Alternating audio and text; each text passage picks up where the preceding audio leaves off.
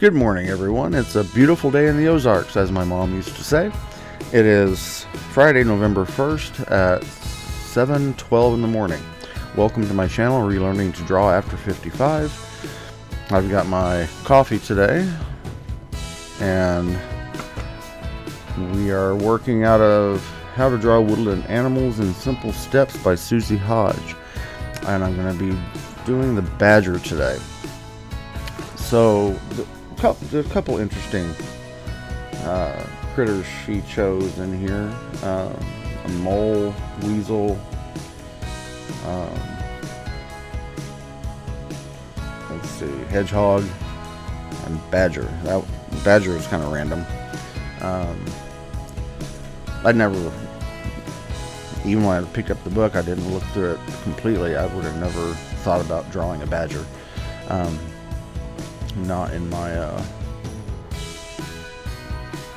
my frame of thought at all to think about, but it was interesting. The fur was fun. The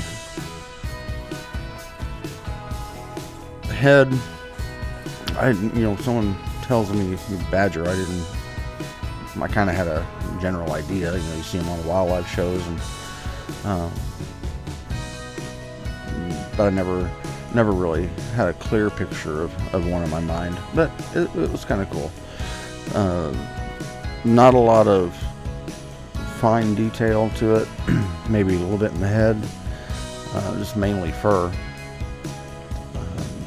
I don't know if there's badgers. There's badgers in Missouri, I'm pretty sure. Most of the time growing up, I would see squirrels, rabbits, deer, fox once in a while. You'd hear coyotes definitely in the night, and of course snakes and that kind of stuff. But a badger, I don't think I ever saw one in person. Maybe, don't recall. But yeah, it was interesting to do. Get outside of your comfort zone if you're drawing. Draw something you haven't done before. If you're getting into drawing, kind of expands your mind out a little bit.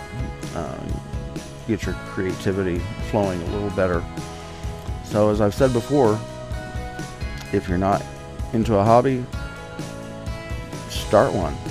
It's a great way to kill a little time without having to